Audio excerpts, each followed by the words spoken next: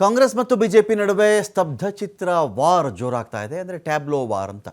ಗಣರಾಜ್ಯೋತ್ಸವ ಪರೇಡ್ ಆಗುತ್ತಲ್ಲ, ಈ ಗಣರಾಜ್ಯೋತ್ಸವ ಪರೇಡ್ನಲ್ಲಿ ಪ್ರತಿಯೊಂದು ರಾಜ್ಯದಿಂದನೂ ಕೂಡ ಸ್ತಬ್ಧ ಚಿತ್ರಗಳ ಮೆರವಣಿಗೆ ಆಗುತ್ತೆ. ಆದರೆ ಕರ್ನಾಟಕಕ್ಕೆ ಈ ಬಾರಿ ಅವಕಾಶ ಇಲ್ಲ ಅಂತ ಒಂದು ಸುದ್ದಿ ಬಂತಲ್ಲ, ಇದಕ್ಕೆ ಕರ್ನಾಟಕ ತಿರುಗಿ ಬೀಳ್ತಾ ಇದೆ. ಯಾಕೆ ಕರ್ನಾಟಕಕ್ಕಿಂತ ಅನ್ಯಾಯ ಆಗ್ತಾ ಇದೆ ಅಂತ ಕೇಂದ್ರ ಸರ್ಕಾರ ಕರ್ನಾಟಕದ ಸ್ತಬ್ಧ ಚಿತ್ರ ನಿರಾಕರಿಸಿದ್ದಕ್ಕೆ ಮುಖ್ಯಮಂತ್ರಿಗಳಿಗೆ ಸಿಟ್ಟು ಬಂದಿದೆ, ಆಕ್ರೋಶ ಹೊರಹಾಕಿದ್ದಾರೆ.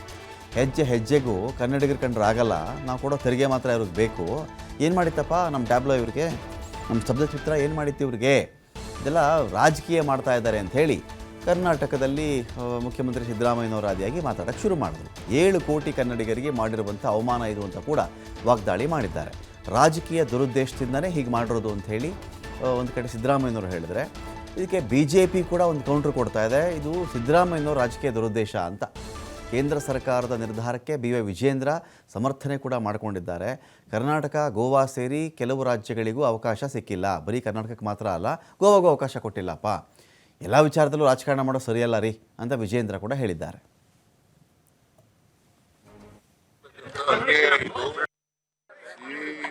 ಕನ್ಸಿಡರ್ ಮಾಡಬೇಕು ಅಂತ ಹೇಳಿ ಕಳೆದ ವರ್ಷ ಹಿಂಗೆ ಮಾಡಿದ್ರು.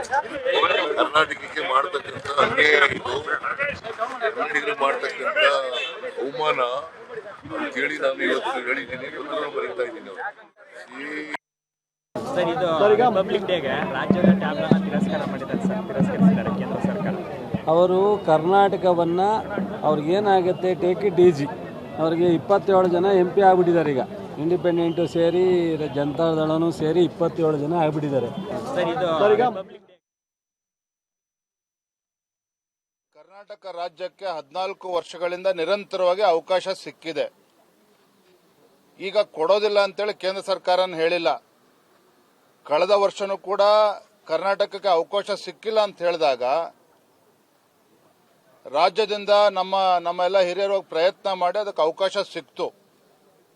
ಆದರೆ ಈ ಬಾರಿ ಕೇವಲ ಕರ್ನಾಟಕ ರಾಜ್ಯ ಅಷ್ಟೇ ಅಲ್ಲ, ಕರ್ನಾಟಕ, ಗೋವಾ 4-5 ರಾಜ್ಯಗಳಿಗೆ ಅವಕಾಶ ಸಿಕ್ಕಿಲ್ಲ. ಬೇರೆ ರಾಜ್ಯಗಳಿಗೂ ಕೂಡ ಅವಕಾಶ ಕೊಡಬೇಕು ಅನ್ನೋ ಉದ್ದೇಶ ಅಷ್ಟೇನೆ.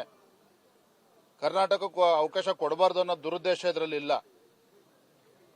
ಮತ್ತೆ ಯಾರಿಗೆ ಅವಕಾಶ ಸಿಕ್ಕಿಲ್ಲ, ಕರ್ನಾಟಕನೂ ಸೇರಿ ಎಕ್ಸಿಬಿಷನ್ ಅಲ್ಲಿ ಅವರಿಗೆ ಇಡೋದಕ್ಕೆ ಅವಕಾಶವನ್ನು ಕೂಡ ಮಾಡಿಕೊಟ್ಟಿದ್ದಾರೆ ಕೇಂದ್ರ ಸರ್ಕಾರ. ಸೊ ಇದನ್ನ ಅರ್ಥ ಮಾಡ್ಕೊಳ್ಳೋದು ಬಿಟ್ಟು, ಹಾಗಾಗಿ ಈ ರೀತಿ ಎಲ್ಲ ವಿಚಾರದಲ್ಲೂ ಕೂಡ ಕೇಂದ್ರ ಸರ್ಕಾರ ರಾಜ್ಯದ ವಿರುದ್ಧ ಇದೆ ಅಂತೇಳಿ ಬಿಂಬಿಸ್ತಕ್ಕಂಥ ಕೆಲಸ ಮಾಡಕ್ ಹೊರಟಿದ್ದಾರೆ ಕಾಂಗ್ರೆಸ್ ಸರ್ಕಾರ, ಮಾನ್ಯ ಮುಖ್ಯಮಂತ್ರಿಗಳು. ಇದು ನಿಮಗೆ ಶೋಭೆ ತರ್ತಕ್ಕಂಥದ್ದಲ್ಲ. ಬೇರೆ ಬೇರೆ ವಿಚಾರದಲ್ಲಿ ನಿಮ್ಮ ನಡವಳಿಕೆ ಏನಿದೆ, ನಿಮ್ಮ ನಿರ್ಧಾರಗಳು ಏನಿದೆ, ಎಲ್ಲವನ್ನು ಕೂಡ ಜನ ಗಮನಿಸ್ತಾ ಇದ್ದಾರೆ. ಅದ್ರ ಬಗ್ಗೆ